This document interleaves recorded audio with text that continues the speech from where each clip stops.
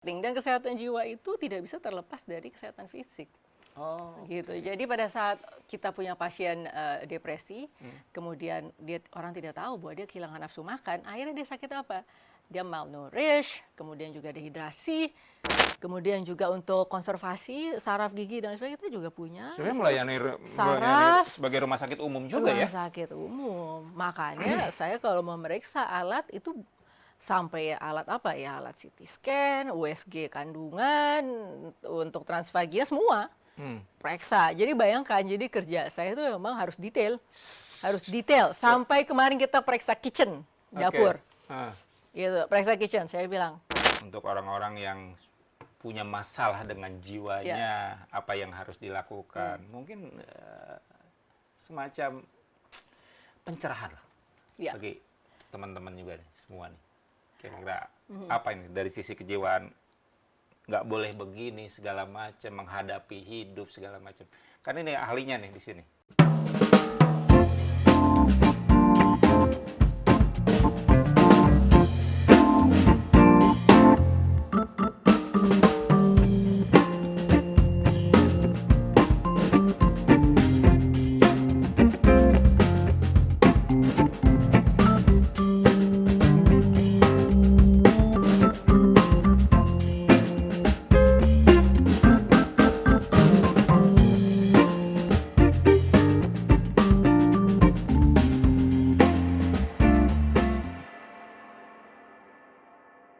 Halo Tribuners, jumpa lagi bersama saya Widi Henaldi dalam program Tribun Talks. Saat ini saya sudah bersama Dr. Novarianti Yusuf, spesialis kejiwaan jiwa, Direktur Utama Pusat Kesehatan Jiwa Nasional Rumah Sakit Jiwa, Dr. Marzuki Mahdi. Selamat siang, Dok. Selamat siang, Mas Wibi kan? Widi ya? Selamat datang Kerenan Wibi. Selamat datang di studio Tribun News Bogor. Terima kasih di sela-sela kesibukannya mengurusi rumah sakit, sempat-sempatnya hadir di sini. Iya. Tapi menariknya apa? Aku panggil Mbak ya. Mbak Nova ini bukan orang asing nih di kalangan teman-teman media. Betul. Dulu pernah jadi anggota Dewan 2014, 2009, 2014, 2018, 2019 ya. Iya, betul. Dan bidang yang ditangani juga Komisi 9 di Kesehatan. Pertanyaan saya sekarang sudah jadi Direktur Utama Pusat Kesehatan Jiwa. Pertanyaan pertama, kok mau sih? Gitu loh. Seberapa populer sih ngurusin rumah sakit jiwa gitu loh? Iya. Itu pertanyaan yang saya terima dari salah baru satu. Mei kemarin dilantik ya? Iya, 17 Mei dilantik ya. Okay. Jadi itu pertanyaan pertama yang saya terima pada saat saya tiba di rumah sakit jiwa. Kan ada penerimaan lah seremonial, tapi begitu dengan direksi ditanya, kok Bu Nova mau? Iya, itu pertanyaan kita. Saya bilang, jangan begitu dong pertanyaannya. Tapi itu tidak membuat saya second guessing keputusan saya. Tidak membuat menyesal, merasa bahwa ini adalah tugas yang challenging, ya wajar begitu. Karena dalam sepanjang hidup saya, tadi betul kan Mas Widi katakan, saya pernah menjalani di sisi yang berbeda, menjadi legislator. Yang mana kita kritis dengan upaya yang dilakukan oleh pemerintah. Oleh para jajaran eksekutif, terutama Menteri Kesehatan dulu kan. Dulu kan mengoreksi kinerja Kementerian Kesehatan kan. Betul, walaupun saya dulu memang terbiasanya waktu di Komisi 9, waktu itu kan saya sempat wakil ketua Komisi 9. Karena itu saya bisa mengawal Undang-Undang Kesehatan Jiwa waktu itu. Dan untuk melakukan itu harus membuat model project. Jadi saya pernah buat mobile mental health service, saya pernah buat psychological first aid. Jadi artinya waktu dalam posisi sebagai legislator pun banyak membuat proyek. Jadi artinya banyak membuat program. Jadi benar-benar merasakan juga tidak hanya membahas undang-undang di dalam ruang sidang, tetapi juga banyak turun. Begitu. Dan bukan hanya dalam konteks konstituen saya saja. Saya kan DKI, waktu itu DKI 2, Jaksel, Jakpus luar negeri. Tetapi kan tetap saya ke Jawa Timur untuk melakukan psychological first aid di erupsi Kelut, ke Jogja, gitu kan, Jawa Tengah pada saat kena erupsi Merapi. Jadi ya memang hal-hal semacam ini membuat tidak terlalu kaget sih pada saat harus executing. Di sekarang ini ya? Ya. Karena memang sudah dirintis ya, ya, waktu awalnya ya. Dan pernah bekerja di rumah sakit jiwa juga. Setelah saya kelar DPR, itu kan sempat fellow di Harvard Medical School. Di sana waktu mau pulang saya dikasih pesan sama profesornya, kamu back to the hospital gitu, maksudnya praktek, kembali menjadi clinician. Terus saya bilang, I'll think about it, begitu kan. Ya udah, akhirnya saya praktek di rumah sakit jiwa Suharto Herdian tuh di DKI. Di DKI. Ya, itu 2 tahun setengah. Jadi artinya itu pun melengkapi dong. Kan tidak mungkin saya ujuk-ujuk langsung kerja di rumah sakit jiwa, menjadi direktur utama, tanpa ada pengalaman pernah bekerja di rumah sakit jiwa. Menangani lah ya. Menangani pasien, pernah juga dipercaya waktu itu jadi kepala medical health check-up-nya. Jadi artinya pernah memegang unit juga, begitu. Jadi sudah terbiasa juga dengan etika kerja dan pola kerja di sebuah rumah sakit jiwa vertikal, Kementerian Kesehatan. Kementerian Kesehatan, ya.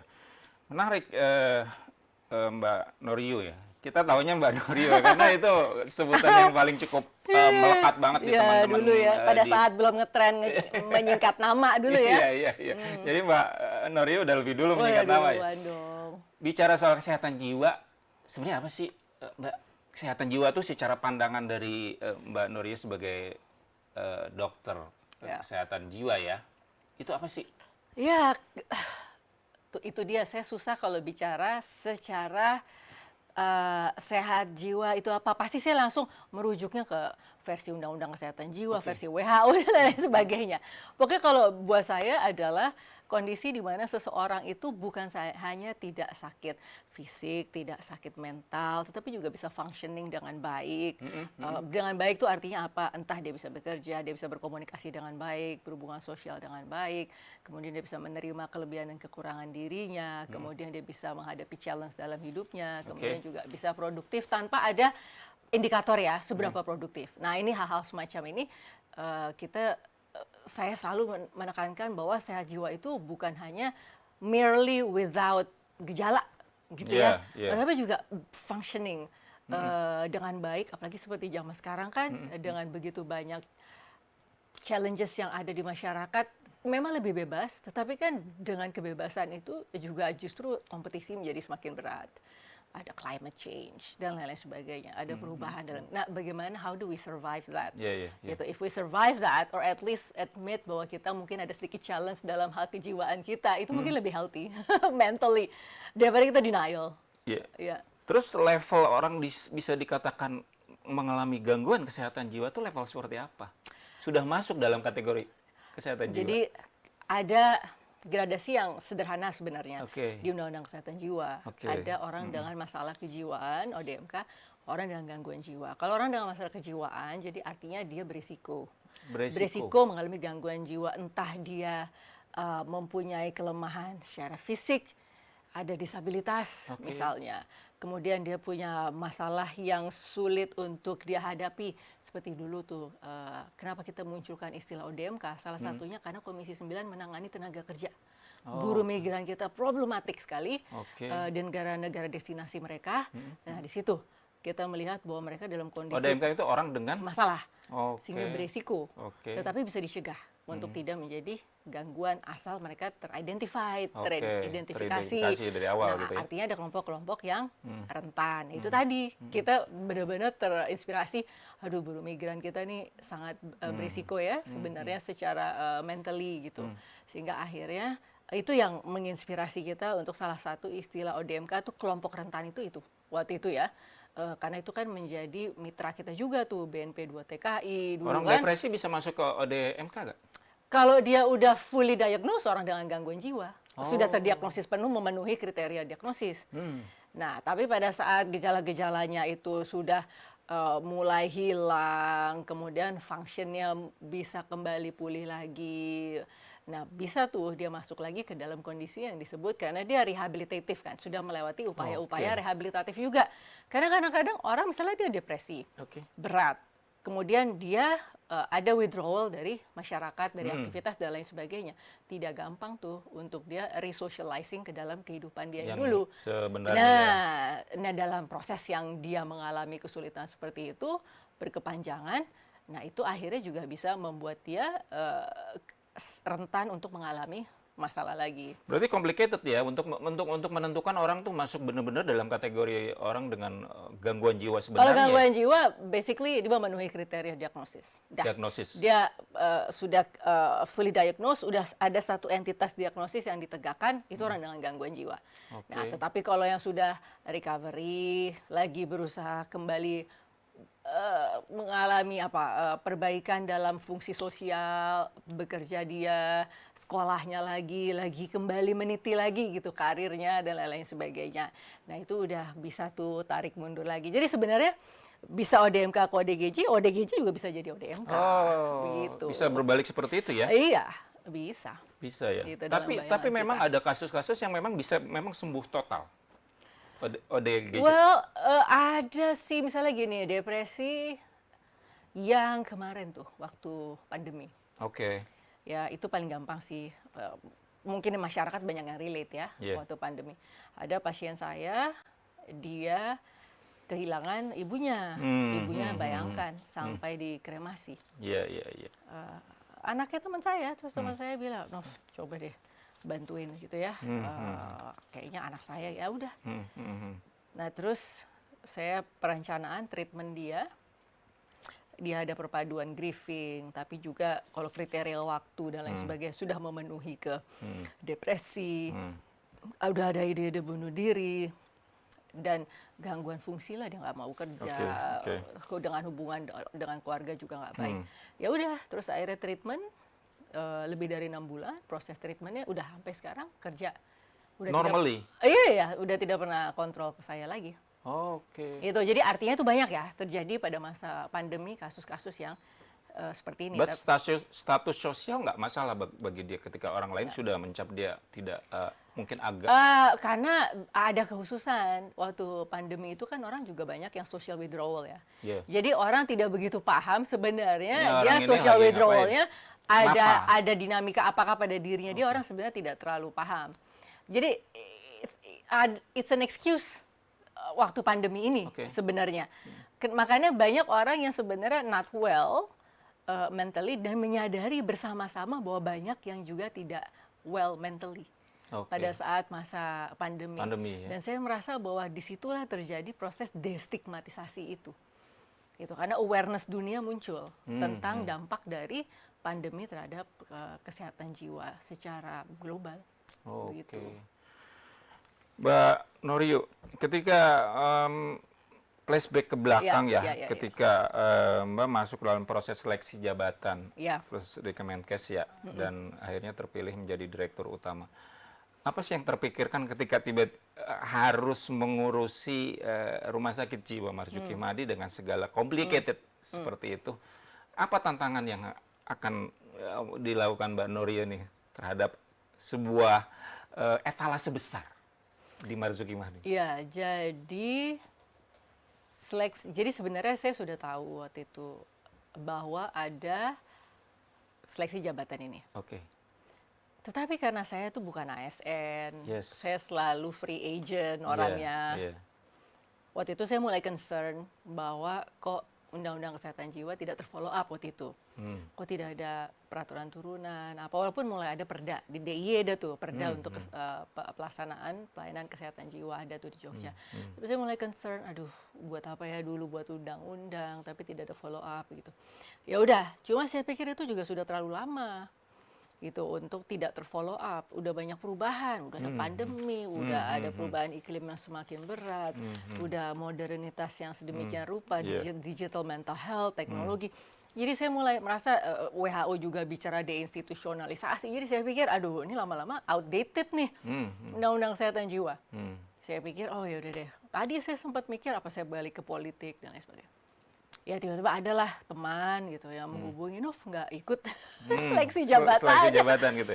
Saya bilang, aduh, bukan. Nah yang selain apa yang membuat Mbak tergerak akhirnya, boleh juga ya, gue ikut gitu loh. Ya itu tadi, awareness tentang Undang-Undang Kesehatan Jiwa itu saya merasa sudah outdated, sudah tidak mengikuti zaman Relate yang lagi perubahan yang banyak tadi saya katakan. Jadi dari situ saya pikir, aduh, mulai merasa saya tidak tahu harus bagaimana, gitu.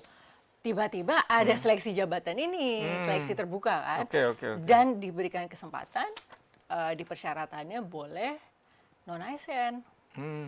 Gitu, dengan persyaratan-persyaratan tertentu. Jadi akhirnya ya sudah, saya tidak jadi kembali ke politik, ikut seleksi jabatan, ya ikut ujian, macam-macam tuh. Ujian tulis, ujian kayaknya ujian psikotesnya beberapa kali, ujian wawancara beberapa kali begitu ya. Jadi itu sih sebenarnya, itu pengalaman pertama. Saya taunya kampanye. Iya, karena di dunia politik ya. Ya, kemudian ya taunya sebagai dokter praktek, saya pernah jadi technical assistant, semacam konsultan WHO, bekerjanya seperti itu, meneliti gitu. Jadi nulis begitu kan, tapi belum pernah nih, ini yang seperti ini. Tetapi kan bukan start from zero, Undang-Undang Kesehatan Jiwa dulu saya inisiasi, saya pimpinan ketua panitia kerjanya, detail, ikut membuat model project, secara keilmuan juga saya rasa memenuhi persyaratan begitu. Ya itu semua gitu, menjalankan semua kan, research saya menjalankan, praktek saya menjalankan. Jadi saya rasa berada di Rumah Sakit Marzuki Mahdi sebagai Pusat Kesehatan Jiwa Nasional, unit-unit itu semua pernah saya laksanakan. Sebagai posisi dokternya pernah yang praktek, sebagai posisi manajemennya juga pernah, gitu kan. Researcher pernah, itu. Jadi di policy-nya juga pernah, yang harus membuat decision, keputusan dan lain-lain sebagainya. Jadi artinya ya memang ada capitalnya, begitu loh, yang sudah terbangun dan dirintis sekian lamanya, sehingga pada waktunya ini yang dikatakan Sujiwo Tejo ya, waktu dia nyanyi di launching buku saya, yang buku tentang suicide. Apa dia bilang? Titik kolomongso, apa itu? Artinya, pokoknya intinya adalah kau mau memaksakan kayak apa tidak bisa, semua ada waktunya. Dia bilang begitu. Jadi ini kan bukan sesuatu yang saya rencanakan. Iya. Gitu, tidak ujuk-ujuk juga ya? Tidak ujuk-ujuk, artinya saya tidak tahu bagaimana tiba-tiba Pusat Kesehatan Jiwa Nasional ini kan ditunjuk. Dan latar belakang pendidikan Mbak Nova juga mumpuni ya, karena spesialis kesehatan jiwa ya? Ya, spesialis kedokteran jiwa dan kedokteran doktornya jiwa, ya? public health. Nah, kalau bicara rancangan Undang-Undang Kesehatan Jiwa yang 2009 jadi Mbak Nova jadi inisiatornya kan? Itu sampai sekarang related untuk diterapkan dalam rumah sakit yang memang seperti Rumah Sakit Marzuki Mahdi. Jadi ada pasal 65 ayat 3, di situ dikatakan bahwa Menteri menunjuk pusat penelitian, pengembangan dan pemanfaatan teknologi. Yang terjadi di Rumah Sakit Jiwa Marzuki Mahdi adalah dia Pusat Kesehatan Jiwa Nasional. Nah, artinya si Pusat Penelitian, Pengembangan dan Pemanfaatan Teknologi menjadi salah satu tugas dari Pusat Kesehatan Jiwa Nasional. Tugas utamanya PKJN ini adalah pengampuan. Pengampuan? Ya, pengampuan itu tujuannya adalah tentunya standarisasi layanan. Karena layanan kesehatan jiwa ini sudah menjadi satu dari layanan prioritas di Kementerian Kesehatan. Dalam rangka itu, secara nasional, layanan kesehatan jiwa harus dibuat sedemikian rupa terstandarisasi, terintegrasi ke komunitas, kemudian juga meninggikan hak asasi manusia. Nah, ini bukan tugas yang mudah, karena pada saat mengampu, kita berarti nanti ada 3 strata tuh. Ada rumah sakit yang memang memenuhi untuk paripurna, ada yang utama, kemudian juga ada fashiankes yang masuk dalam strata madya, ada clustering ya, ada stratifikasi. Nah, ini setiap jenjang ini harus ada modelnya. Memang di Undang-Undang Kesehatan Jiwa udah dibuat waktu itu sistem rujukan berjenjang dan lain-lain sebagainya. Tapi Pak Menteri kan bilang waktu itu, saya pengen tahu layanan yang ideal itu bagaimana? Di komunitas bagaimana? Di puskesmas seperti apa? Di rumah sakit umum yang memberikan layanan kesehatan jiwa seperti apa? Baik umum pusat maupun umum daerah. Terus rumah sakit jiwa tentunya bicara Centers of Excellence. Oke. Gitu. Jadi saya pikir wah ini ibaratnya buat undang-undang lagi nih. Karena seluruh Indonesia kan pada akhirnya. Seluruh Indonesia harus membuat modeling untuk strata layanan-layanan itu. Kalau sebagai pengampu ini artinya bisa rumah sakit jiwa Marzuki Mahdi itu bisa mengintervensi ke daerah-daerah. Intervensinya itu adalah dengan melakukan nota kesepakatan atau nota kesepahaman. Ini saya suka sekali nih antara kepala daerah dengan rumah sakit vertikal Kementerian Kesehatan yang akan menjadi pengampu. Gitu. Jadi kita kayak boy band nih, boy band, girl band ya. 10 di Rut ini kelilingan mulu ke kota-kota ya, ke daerah-daerah lah. Untuk tanda tangan MOU, tapi biasanya bergantian sama direktur teknis yang lain. Kalau tidak kita bisa-bisa tidak kerja kalau harus keliling terus. Di Marzuki Mahdi ada 10 di Rut. Direktur. Bukan, 10 di Rut itu artinya adalah 10 direktur utama dari 10 rumah sakit vertikal. Kementerian Kesehatan yang memberikan itu jantung, kanker, ginjal, anak gitu ya. Nah itu infeksi ya dan kesehatan jiwa gitu. Pokoknya total mereka ini yang harus keliling melakukan pengampuan. Pengampuan itu tidak berhenti hanya tanda tangan, tetapi itu sudah merupakan sebuah political will yang bagus sekali dengan meminta kepala daerah tanda tangan.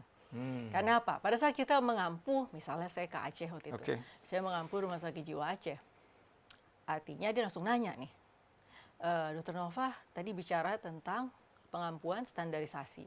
Ada standar minimal, ALKES, alat kesehatan, sarana prasarana, layanan, SDM, dan lain sebagainya.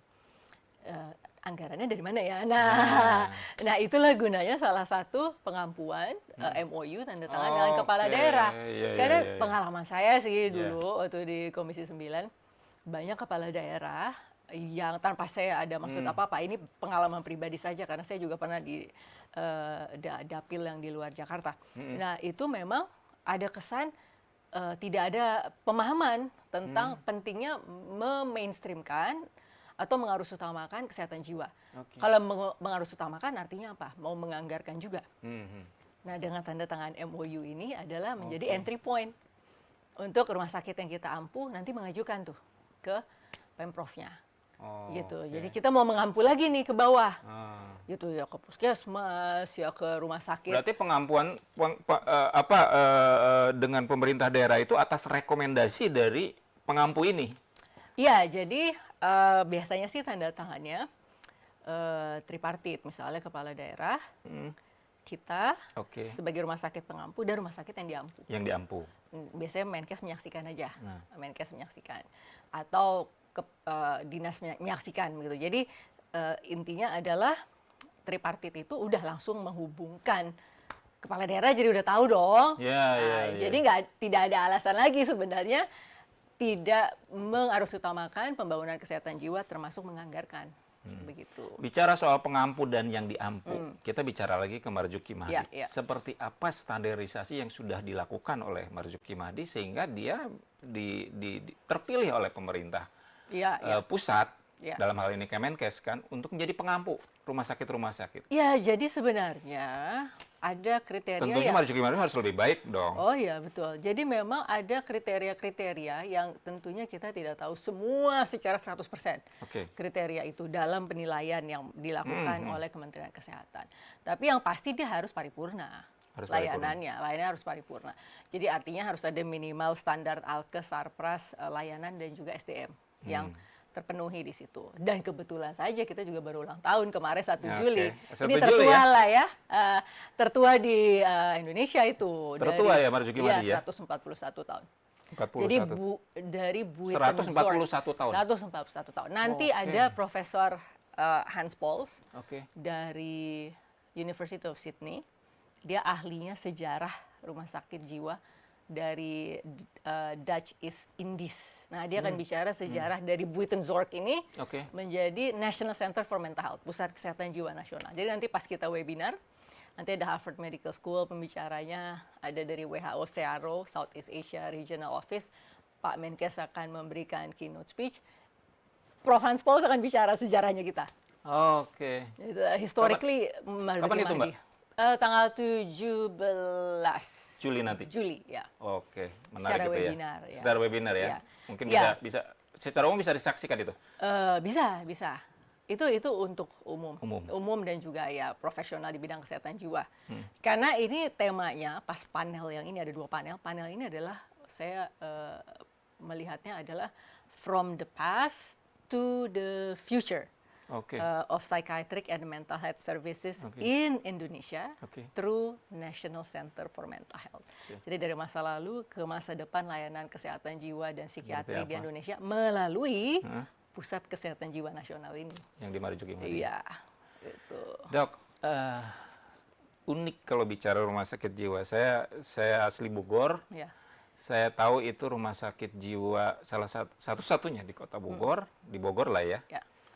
Tapi kesan yang muncul ketika dulu nggak tahu sekarang. Dulu tuh ketika masuk ke rumah sakit jiwa kok ada hawa yang berbeda. Terus mohon maaf kalau saya katakan kok serem gitu loh, kok takut gitu loh. Ini tantangan buat seorang Dokter Nova itu apa? Yang jauh lebih dulu ngetop dibanding rumah sakit. Ayo, gimana Dok? Iya. Kenapa saya sebenarnya selalu mengangkat masa lalunya dia gitu dari past yang seperti itu ke future supaya apa? Supaya saya sendiri punya indikator begitu bahwa dia di masa lalu dengan peninggalan kolonialisme, cara penanganan dan lain sebagainya, cara kita memposisikan orang dengan gangguan jiwa, betapa istilah juga masih orang gila begitu zaman dulu. Yang konotasinya sudah kalau orang gangguan jiwa itu hanya yang udah telanjang aja di jalan, yang kacau, yang eratik begitu. Udah begitu aja. Mereka sulit untuk melihat ini manusia yang masih ada harapan dengan kata yang kalau kasarnya bicara seperti itu ya. Nah, jadi itu pandangan yang seperti ini justru yang harus kita rubah, bahwa there is hope gitu ya, bahwa di balik diagnosis itu, di balik challenges yang mereka hadapi, di balik tantangan yang mereka hadapi, stigma yang mereka hadapi, there is a person. Bahwa ada manusia di situ. Dan mereka bukan hanya sebatas dosis obat atau rangkaian treatment yang harus mereka jalankan, tetapi adalah mengembalikan mereka untuk bisa resocializing ke masyarakat, bisa kembali berfungsi. Nah ini mindset ini dulu sebenarnya yang harus kita rubah begitu, dan dari mindset yang seperti ini, yang lain-lainnya mengikuti, fasilitas pelayanan kesehatannya mengikuti.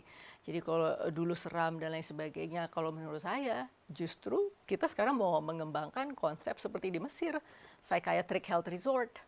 Kita punya tuh 57 hektar lahannya. Di mana itu? Marzuki Mahdi ini. 57 hektar? 57 hektar, 18 hektar lapangan golf ya.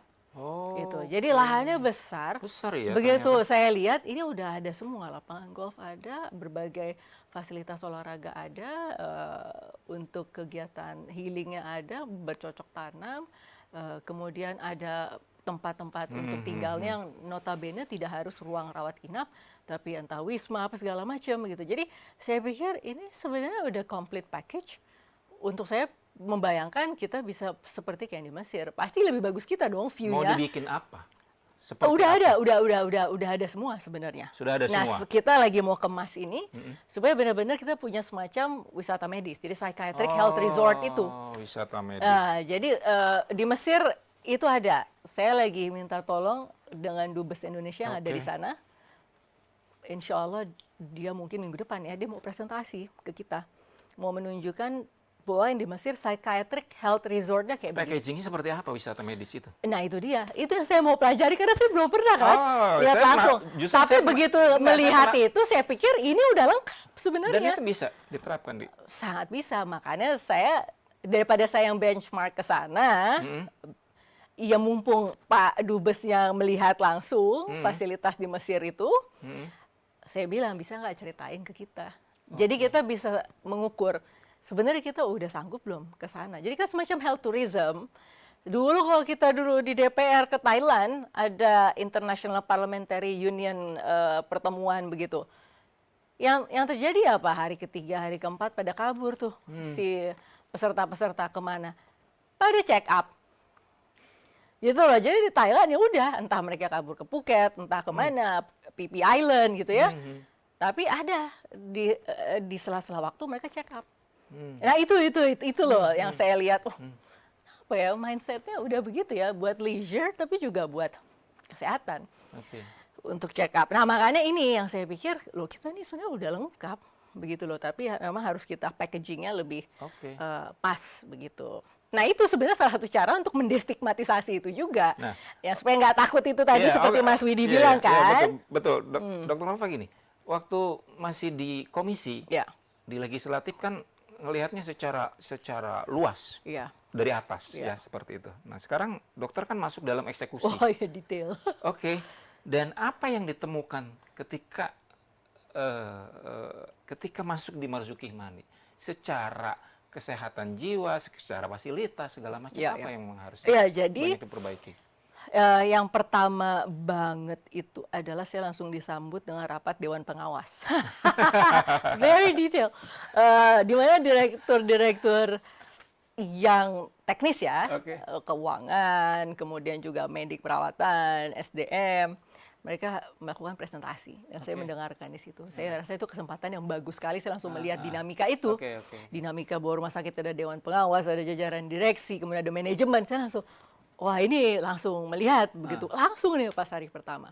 Ya dari situ langsung mulai membreakdown semua. Memang yang utama adalah lebih banyak mendengar dulu waktu di awal. Lebih banyak mendengar, lebih banyak melihat. Dari situ baru tuh mulai muncul tuh, oke, berarti harus ini. Hari kedua mungkin saya sudah mendapatkan endorsement waktu itu Pak Sandiaga Uno. Gara-gara saya kontak kan, oh Pak Sandi, ini ternyata rehab medis gini-gini, rehab psikososial begini.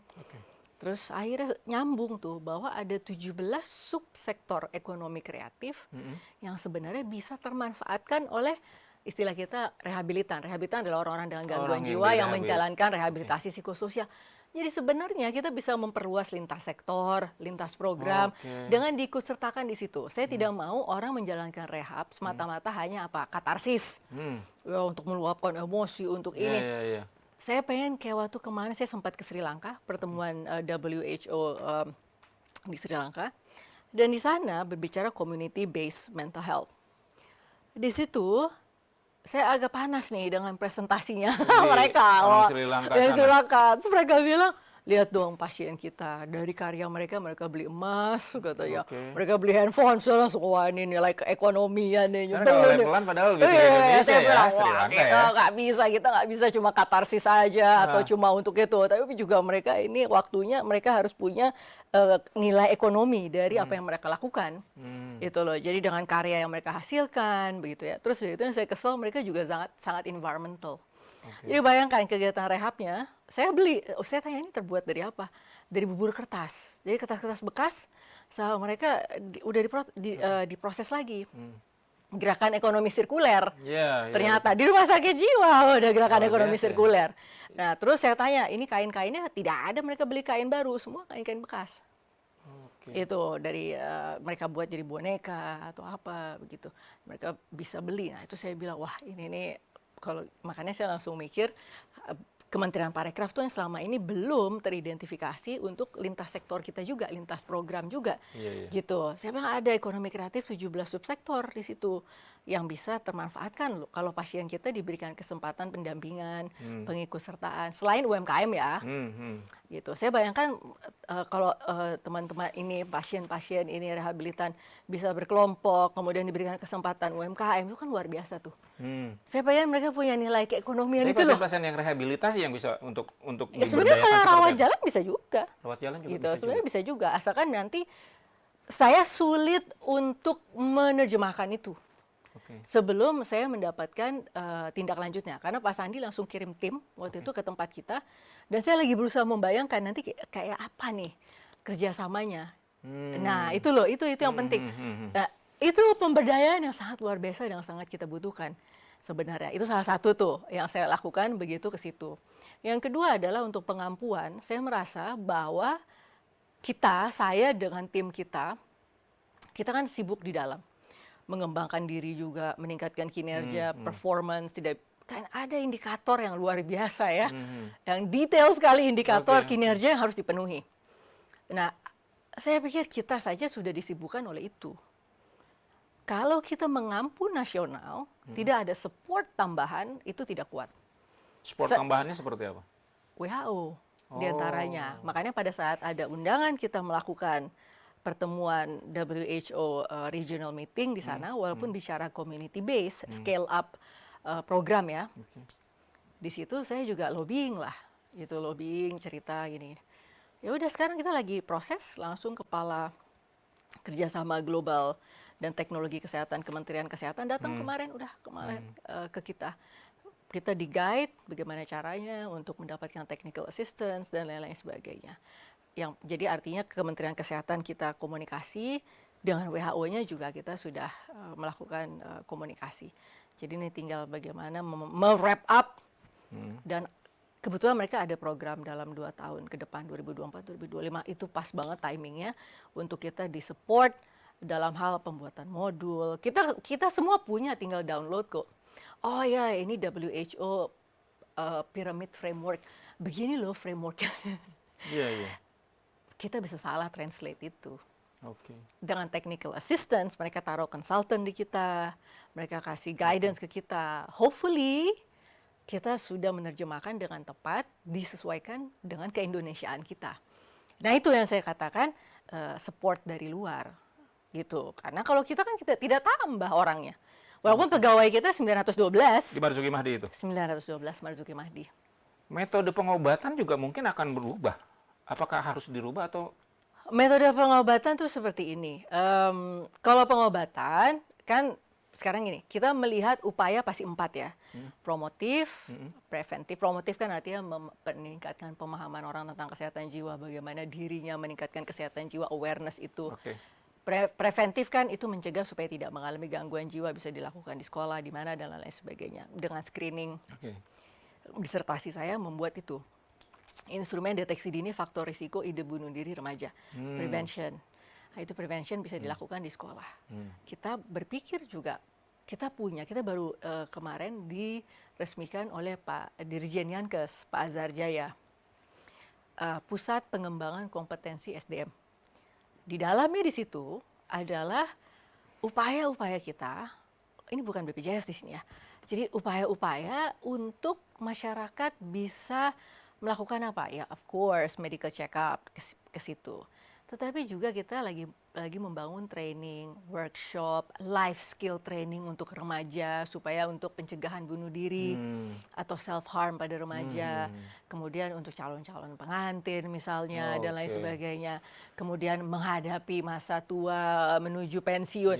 Jadi kita buat ya program-program itu, program-program seperti berarti itu. Berarti ada preventifnya juga ya sebenarnya. Iya, kita udah punya satu gedung baru namanya Gedung Chandra di Muka. Itu kemarin sudah kita resmikan. Itu yang kita kembangkan di situ.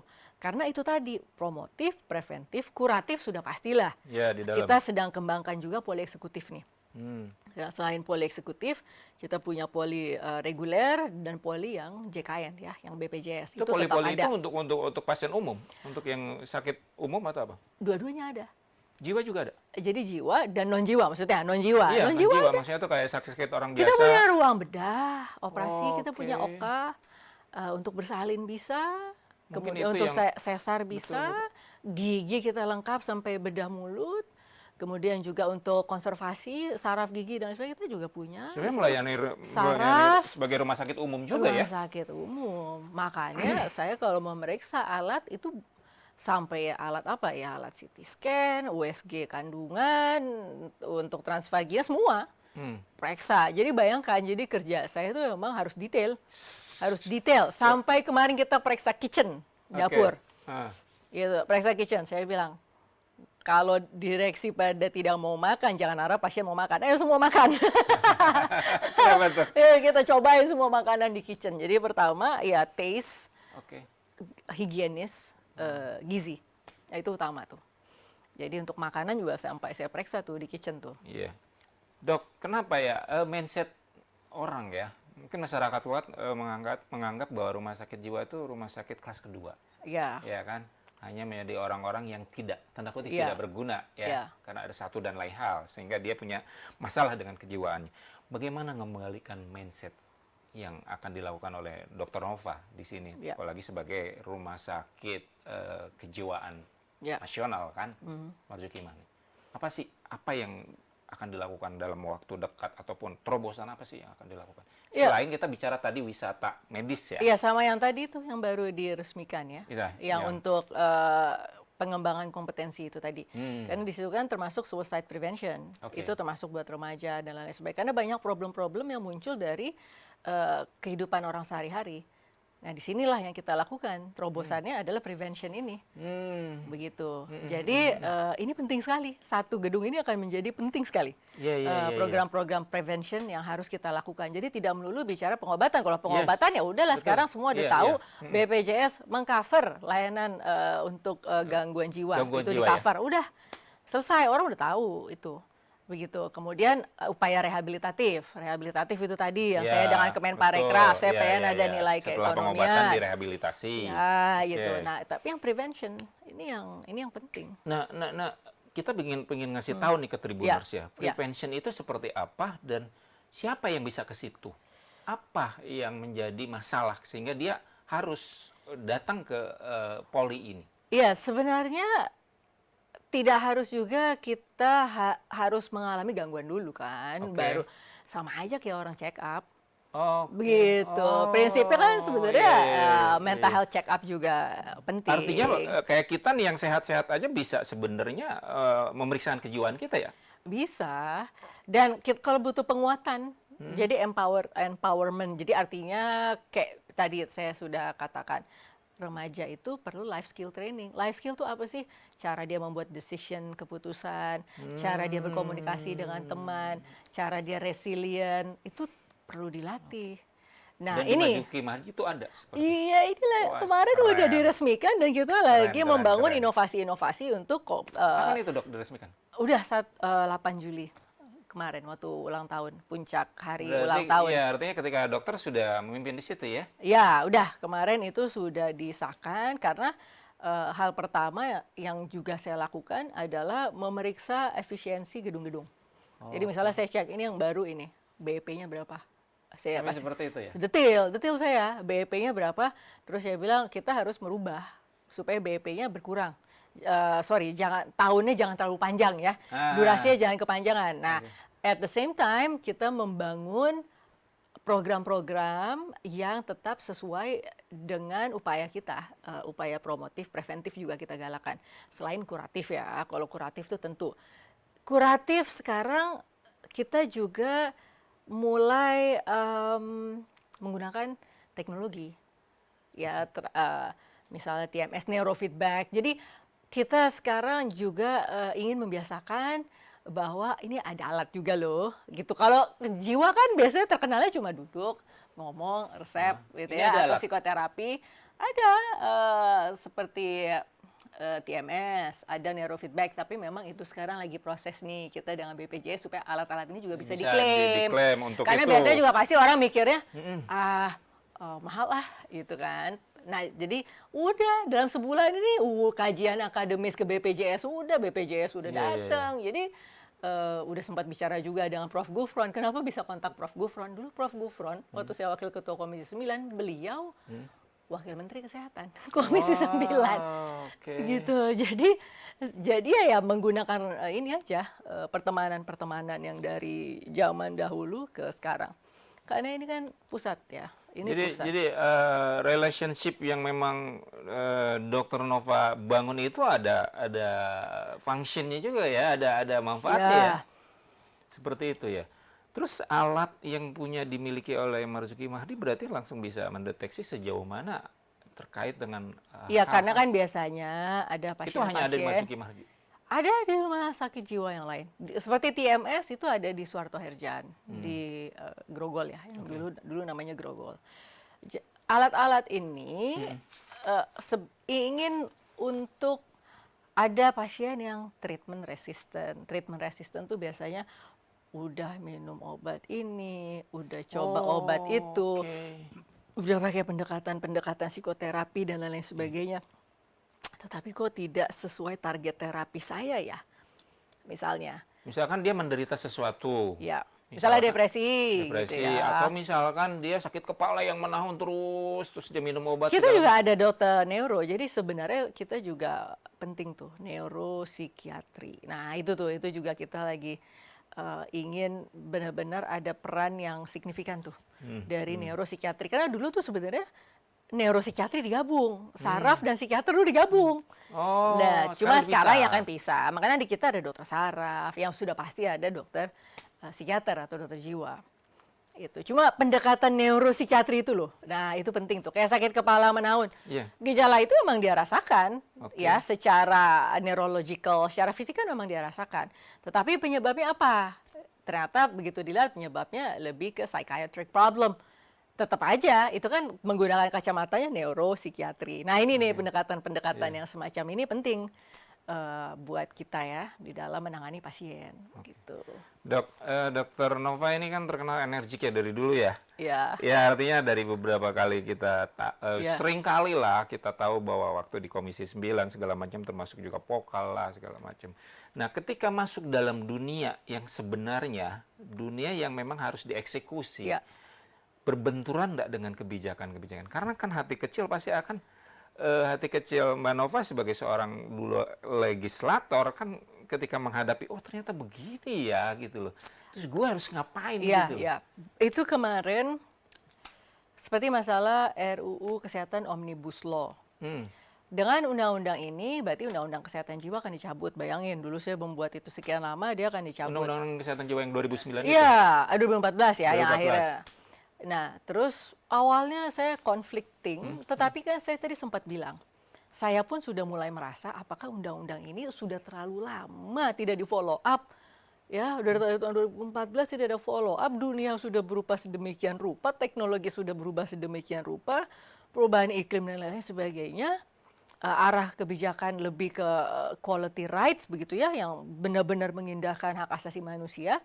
Jadi saya berpikir lama-lama undang-undang ini sudah jangan-jangan tidak relevan. Oke. Begitu. Nah, itu salah satunya yang dimana saya mulai merasa, oh ya. Tapi saya berusaha realistis. Saya tidak mau hanya gara-gara dulu itu saya yang buat, gitu ya. Tapi saya akhirnya berpikir, oke, jangan-jangan lewat pusat ini, di mana kita bikin model layanan, kita melakukan pengampuan. Itu hal-hal yang kemarin kita bunyikan di dalam pasal-pasal ini berlaku secara nasional loh. Itu loh. Jadi artinya memang ada sebagian ego saya ini yang awalnya tersakiti betul, tetapi saya realistis akhirnya. Saya hitung-hitung, saya hitung-hitung, saya lihat kalau dia hanya berbunyi sebagai pasal-pasal yang tidak pernah ditindaklanjuti oleh peraturan pemerintah, peraturan menteri dan setingkat, terus jadi apa itu? Pasal-pasal itu. Buat apa? Nah, akhirnya saya pikir, ya itu lama-lama kan ketinggalan zaman. Ya, sudah tidak relevan lagi, udah tidak relatable. Saya pikir akhirnya ini yang kerja yang lebih melakukan fungsi-fungsi executing yang bisa membuat model-model layanan dari mulai komunitas sampai ke centers of excellence, membuat inovasi, melakukan pengampuan. Ini kerja real ini. Secara nasional, standarisasi itu yang ingin sekali kita bisa lakukan. Itu standarisasi, center of excellence, inovasi, 4 upaya kita lakukan, ya kan, yang promotif, preventif, kuratif, rehabilitatif. Saya pikir ini semua yang ada di dalam undang-undang itu bedanya dalam ranah eksekutif. Iya, di sini ya ketika di sekarang, pusat. Iya, artinya Dokter Nova berada di ranah eksekutif. Iya, jadi saya di situ tuh, yang akhirnya saya, wah ini sebuah alternatif dari saya yang mempertahankan Undang-Undang Kesehatan Jiwa ini menjadi alternatif, begitu, yang benar-benar sesuai dengan kekinian, bahkan ada kesempatan untuk membangun lagi. Begitu sekarang. Makanya saya langsung saya minta WHO Technical Assistance. Saya udah, ini baru hari keberapa, 32, tapi saya sudah lengkap International Board of Advisor-nya. Ada dari Harvard Medical School untuk Global Mental Health-nya, ada untuk bipolar dari Kanada, Toronto, ada yang untuk climate change and mental health, Prof. Mala Rao dari Imperial College di London. Ada lagi ya Andrea Bruni dari WHO yang dia bersedia untuk menjadi advisor kita untuk community mental health. Ada untuk dementia, neurostimulation. Jadi dalam sebulan saya mulai berpikir, makanya saya bilang, ini jangan-jangan kebanyakan. Tapi semuanya tidak ada yang terbuka, simpulnya. Saya tipe orang yang bekerja, simpul itu harus terikat di ujung. Gitu. Jadi saya tidak suka yang menjuntai-juntai aja begitu ya. Akhirnya arahnya nggak jelas itu ya. Akhirnya jarang. Pasti saya harus follow up itu. Kecuali memang saya rasa, oh itu memang saya berusaha melakukan penjajakan, tidak ada gunanya diteruskan, saya pasti diamkan. Nah, tetapi kalau emang benar-benar saya mau lihat hasil, saya pasti akan mengikat simpul itu. Bicara soal Marzuki Mahdi, artinya ada dua tantangan ya. Ya. Tantangan pelayanan dan juga 4 hal itu. Kira-kira ini menjadi sebuah motivasi gak? Gue bisa nih, kayaknya bisa nih saya terapkan. Karena dokter kan ngelihat fakta sebenarnya nih ya, fakta sebenarnya seperti ini. Mudah gak sih? Bisa gak sih dieksekusi? Ini tidak bisa one man show. Jadi saya bekerja harus memperhatikan moral dan spirit dari semua staff, terutama tim leader ya. Tim leader itu kan yang menjadi tim kerjanya, ya manajer, asisten manajer, kepala instalasi. Dengan kondisi yang cukup lama ternina bobokan kan. Ya, jadi mungkin kemarin ternina bobokan juga karena lebih fokus pandemi juga. Ya mungkin juga belum jadi pusat. Jadi belum terdrive, tapi nah sekarang ini terdrive dengan dengan bekerja sebenarnya. Dengan saya bekerja, akhirnya semua jadi ikut bekerja. Tapi saya tidak bisa excited sendiri. Saya selalu mensosialisasikan pemikiran itu. Saya selalu teamwork. Saya selalu appreciate apa yang dilakukan dengan segala kekurangan. Saya tidak segan-segan untuk memberikan masukan. Kalau ada yang tiba-tiba bottleneck dalam proses, pasti saya saya ambil alih ya, misalnya begitu ya. Jadi tapi bisa nih membangun teamwork saat ini. Saya rasa bisa. Kemarin tuh terbukti dari hari ulang tahun. Itu ini webinar yang internasional dengan Pak Menkes. Kemudian juga besok ada webinar lagi.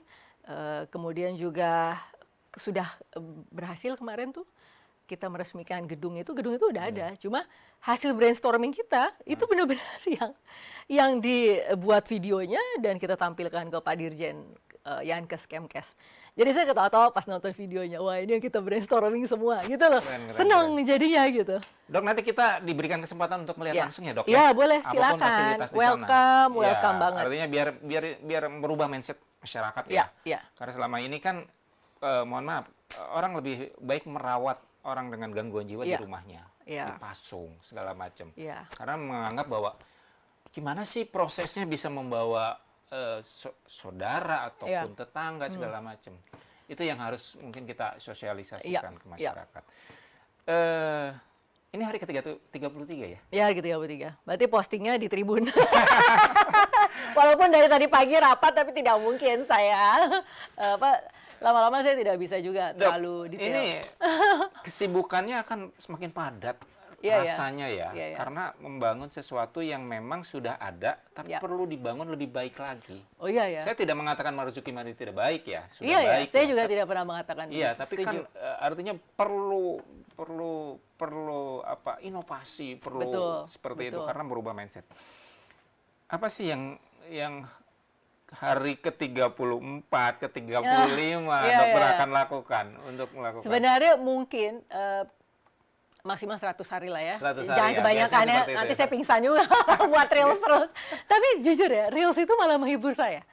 Dan itu menjadi pengingat buat saya. Yang apa dikerjakan hari itu tanpa saya terlalu detail dengan kata-kata.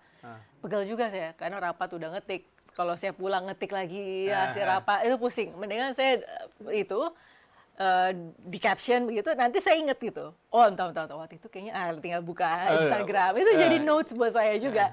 Gitu, apa yang dilakukan dengan Reels. Apalagi saya suka dengerin musik, saya suka lagu. Jadi itu semua yang posting atau ngupload Reel dokter sendiri? Sendiri. Oh, nggak pakai asisten nih? Lah, pakai. Banyak sekarang tim humas banyak. Itu banyak. Itu timnya. Oh, videoin. Nah, tapi ada kolaborator, kan ada juga postingan kita yang collab saya dengan RSJMM. Jadi ya itu malah menjadi bagian fun. Misalnya perjalanan, kalau saya tidak menginap di rumah dinas, berarti saya ke Jakarta. Berarti kan agak panjang, udah pakai seat belt buat Reels, gitu di mobil, gitu kan. Tapi tinggal masih di Jakarta? Ya rumah masih di Jakarta, tapi kita ada rumah dinas. Kalau kayak kemarin acara ulang tahun mulai jam 5:30 pagi udah standby, ya udahlah nginep. Nggak sanggup saya dari Jakarta. Jadi biar energik, dopingnya apa nih? Tidur cepet. Tidur cepat. Iya. Kayak kemarin saya WA sama siapa aja tuh, termasuk Pak Dian ya, hilang saya. Nggak bisa saya lebih dari jam 9:30 udah hilang duluan. Jadi kayak terakhir ngomong apa, pagi-pagi tapi tidur hilang. cepat tetap mikir mulu ya. Iya. Ketika bangun sudah ada harus 6 jam, 7 jam tidur ya. Kalau tidak cukup tidurnya pasti ya ini sakit nanti. Saya kemarin juga udah check up, periksa lab, periksa saya. Berat badan nggak turun kan? Apa malah semakin kurus kayaknya ya? Apa gimana? Kurus iya, tetapi dari dulu kan yang seperti ini. Ya alhamdulillah dari dulu seperti ini. Senang banget. Ya iyalah, kan kita tahu dari yang segini kan nggak mungkin. Dari dulu kan memang begini. Sekarang apalagi sekarang jadi eksekutor kan. Iya memang. Dari awal sih disiplin sendiri. Seperti misalnya harus buah. Pasti harus buah. Jadi ya ada tim sekretaris gitu, pasti saya bilang, Bu, ada request khusus. Ini tips nih ya. Jadi tetap menjaga kebugaran. Tidur tuh tadi ya. Nge-gym masih? Nge-gym. Ada waktunya? Oh wait, kita di lapangan golf, jadi bisa. Tapi kan kalau udah penat, terakhir sebelum malah nggak langsung pulang. Lapangan golf yang belah mana? Belakang? Loh, itu punya kita, Heritage Golf Field. Itu punya Marzuki Mahdi? Iya. Itu dikuasai orang sejak tahun 90. Oh. Itu sekarang kita. 2017. Oh, oke. Nah, minum wedang jahe bakar di situ, lihat hijau-hijau dulu, baru bilang Pak supir ya Pak balik ke Jakarta. Gitu. Kan baru relaksasi. 33 hari di Bogor, terus sudah keliling Bogor kemana aja? Waduh itu dia, malah nggak sempet Nggak ke sempet. Tribun. Belum nyicipin kuliner dong ya? Kuliner, itu tadi, apapun makanannya pasti saya minta harus ada buah. Jadi harus ada buah potong, saya tidak minum jus. Karena gulanya tinggi. Tapi weekend masih ada waktu dong. Weekend di Jakarta tidur. Tidur? Nggak keren banget sih. Weekend di Jakarta tidur atau Terus nulis. Senin udah tugas lagi gitu ya? Iya, Senin udah tugas lagi nyuci baju. Asli loh, itu kegiatan yang menyenangkan. Serius lu? Serius. Nyuci baju di rumah di Jakarta. Terus nulis sih biasanya. Masih kan. Oh, katanya buku apa yang? Ya, skenario itu masih nulis. Apa judulnya? Jelajah Jiwa Hapus Stigma. Yang mau difilmkan? Iya, itu sama Falcon Pictures. Kapan itu? Udah kontraknya sih udah 2 tahun ini. Spoilernya dulu deh, apa sih ceritanya tentang apa? Pelukis bunuh diri. Oh. Nah, tapi saya kan penelitiannya otopsi psikologis. Pelukisnya udah meninggal, tapi saya yang melakukan autopsi psikologis. Begitu. Psikologis. Jadi bukan autopsi badan, tapi iya, autopsi kan kehidupannya. Aku kenal kan autopsi forensik ya. Iya, ini autopsi kehidupannya. Bisa dirunut ya? Di autopsi gitu? Itu setengah mati itu. Itu tidak kalah dengan memimpin Marzuki Mahdi kayaknya. waktu autopsi kehidupan orang udah meninggal, saya tidak pernah kenal, ngubek-ngubek keluarganya. Sorry ya, kalau berarti saya bilang serumit itulah Marzuki Mahdi gitu ya. Iya. Malah kebalik ya, malah. Serumit mengotopsi orang. Tapi seru sih. Intinya adalah apa yang dilakukan saya passionate. Kayak penelitian itu ribet. Tetapi saya passionate. Saya enjoy di situ. Sama seperti ini, ribet banget. Tetapi kuncinya adalah passionate. Dan dalam hidup saya, semua yang dilakukan ada satu benang merah, kesehatan jiwa. Itu bahkan di DPR, kesehatan jiwa. Yeah. Ada benang merah, walaupun saya melakukan apapun, undang-undang keperawatan, bahkan pernah untuk PPILN itu ya, untuk pekerja Indonesia di luar negeri, untuk pekerja rumah tangga, apapun yang dilakukan, kesejahteraan dokter-dokter internship, apapun yang dilakukan, saya punya koridor satu, kesehatan jiwa. Oke. Jadi ada benang merahnya. Itu. Asal jangan sampai stres aja ya, ngurusin Nah, orang itu. yang punya Tapi gangguan jiwa. udah teruji sih, udah teruji. Undang-undang kesehatan jiwa dulu juga, aduh, Bikin berat. stres, Iya. bikin stres. Dokter Ahi mungkin gini, kembali lagi ke soal pelayanan.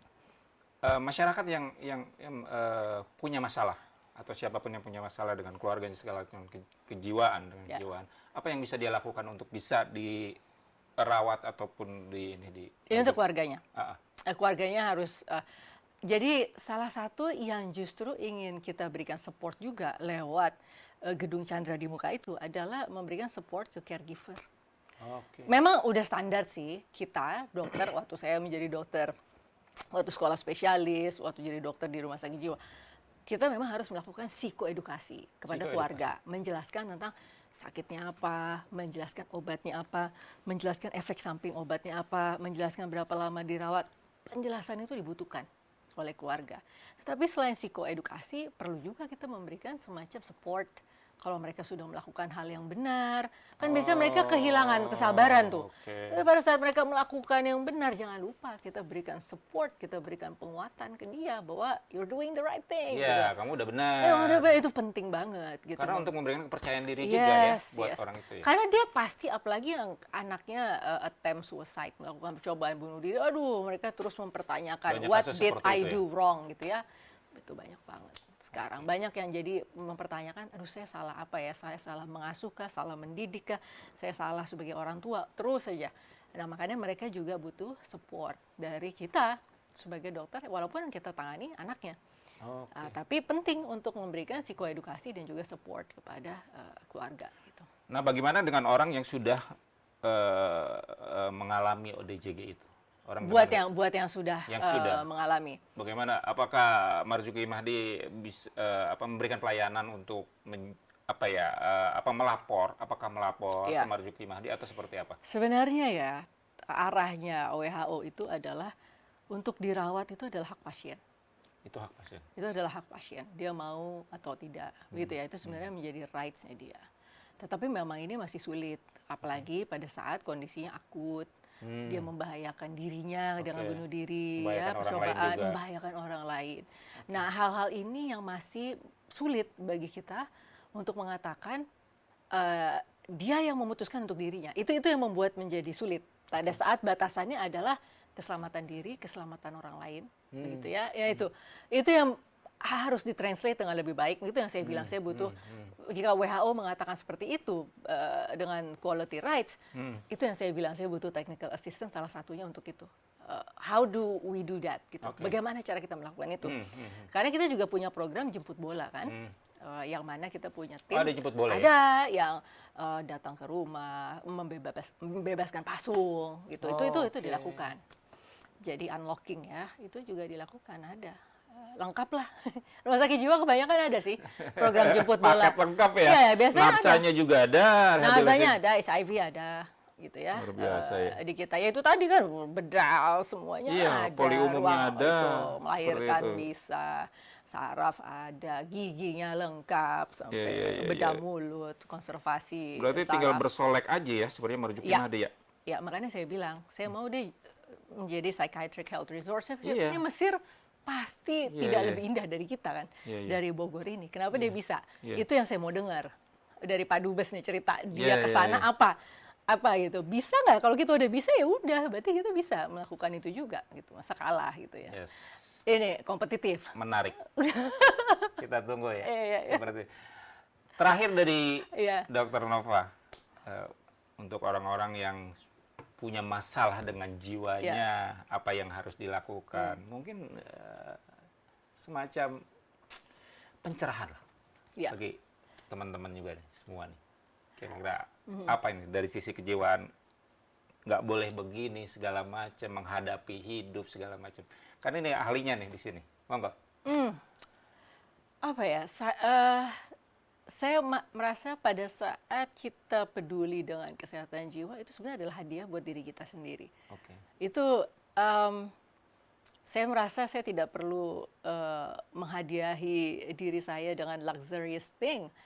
health is wealth, mental health is wealth, kekayaan gitu loh. Yang Justru terpenting itu ya? itu termasuk paling yang utama ya? terpenting, dan kesehatan jiwa itu tidak bisa terlepas dari kesehatan fisik.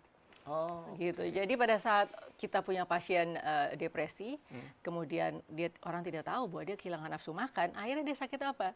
Dia malnourish, kemudian juga dehidrasi, padahal awalnya depresi.